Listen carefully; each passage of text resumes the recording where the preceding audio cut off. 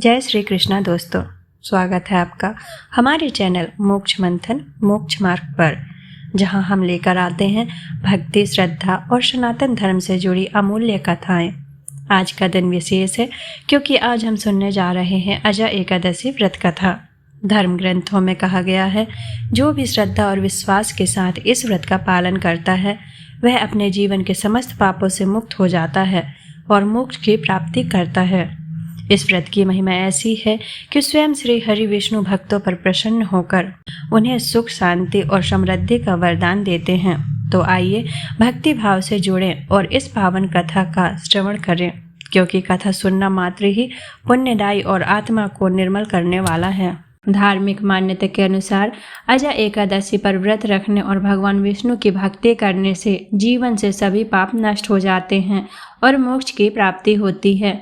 धार्मिक मान्यताओं के अनुसार जो भी श्रद्धालु भगवान विष्णु के ऋषिकेश स्वरूप की उपासना करता है उसे मृत्यु के बाद विष्णु लोक मिलता है। अजय एकादशी के व्रत की कथा सुनने मात्र से ही अश्वमेघ यज्ञ के बराबर पुण्य फल प्राप्त होता है। साल 2025 में अजय एकादशी का व्रत 19 अगस्त मंगलवार को रखा जाएगा। पंचांग के अनुसार एकादशी तिथि की शुरुआत 18 अगस्त 2025 को शाम 5:22 से होगी और इसका समापन 19 अगस्त 2025 को दोपहर 3:32 पर होगा। उदय तिथि के अनुसार व्रत 19 अगस्त को ही रखा जाएगा। इस व्रत का पारण अगले दिन 20 अगस्त 2025 को सुबह 5:53 से 8:29 तक रहेगा। अजय एकादशी की संपूर्ण व्रत कथा राजा हरिश्चंद्र के जीवन से जुड़ी हुई है, जो सत्य और धर्म के मार्ग पर चलते हुए कठिन से कठिन परिस्थितियों का सामना करते हैं। इस कथा का वर्णन स्वयं भगवान श्री कृष्ण ने धर्मराज युधिष्ठिर को सुनाया था, जिसका सार यहाँ दिया गया है। प्राचीन काल में अयोध्या नगरी में राजा हरिश्चंद्र नामक एक चक्रवर्ती सम्राट राज करते थे। वह अपनी सत्यनिष्ठा और धर्मपरायणता के लिए जाने जाते थे।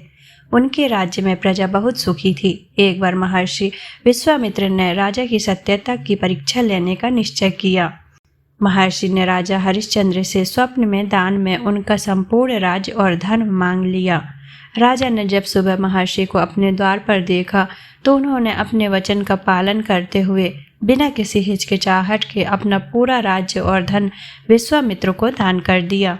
इसके बाद विश्वामित्र ने उनसे दक्षिणा के रूप में कुछ और धन मांगा। धन न होने के कारण राजा ने अपनी पत्नी रानी तारामती और पुत्र रोहित को एक ब्राह्मण को बेच दिया। जब फिर भी दक्षिणा पूरी न हुई तो राजा ने स्वयं को एक चांडाल के पास बेच दिया और उनका सेवक बन गया। चांडाल ने उन्हें शमशान घाट पर मृतकों से कर वसूलने का काम सौंपा। राजा हरिश्चंद्र अपनी रानी और पुत्र से बिछड़कर और चंडाल के सेवक बनकर घोर दुख में जीवन बिताने लगे। एक दिन उनका पुत्र रोहित सांप के काटने से मर गया।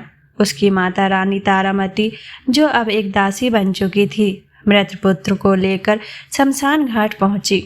वहां राजा हरिश्चंद्र ने अपनी पत्नी को पहचाना और उनके दुखों की कोई सीमा न रही। लेकिन अपनी चंडाल स्वामी की आज्ञा के अनुसार उन्होंने अपनी ही पत्नी से भी अंतिम संस्कार के लिए कर मांगा। इसी बीच दुखों से पीड़ित राजा हरिश्चंद्र के पास गौतम ऋषि आए। राजा ने उन्हें प्रणाम किया और अपनी सारी दुख भरी कहानी सुनाई। यह सुनकर गौतम ऋषि बहुत दुखी हुए और उन्होंने राजा से कहा, हे राजन, भाद्रपद मास के कृष्ण पक्ष में आने वाली एकादशी को अजय एकादशी कहते हैं। तुम इस एकादशी का विधि पूर्वक व्रत करो और रात्रि में जागरण करो।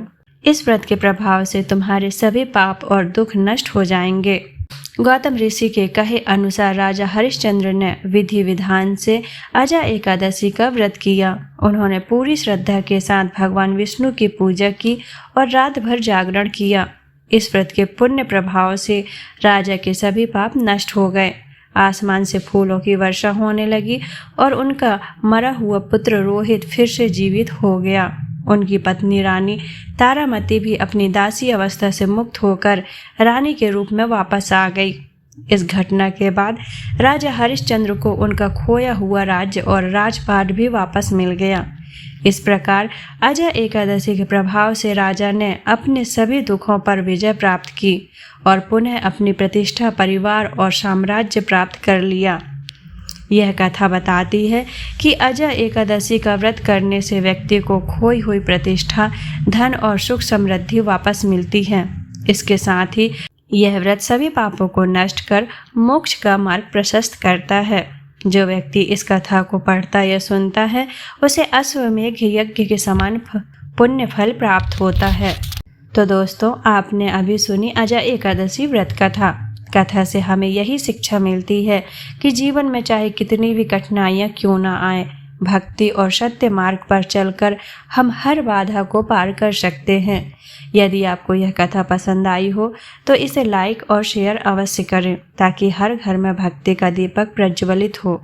और हाँ, हमारे चैनल मोक्ष मंथन मोक्ष मार्ग को सब्सक्राइब करना ना भूलें, क्योंकि यहाँ हम आपके लिए लाते हैं व्रत कथाएँ, पूजा विधियाँ और प्रेरणादायी आध्यात्मिक ज्ञान।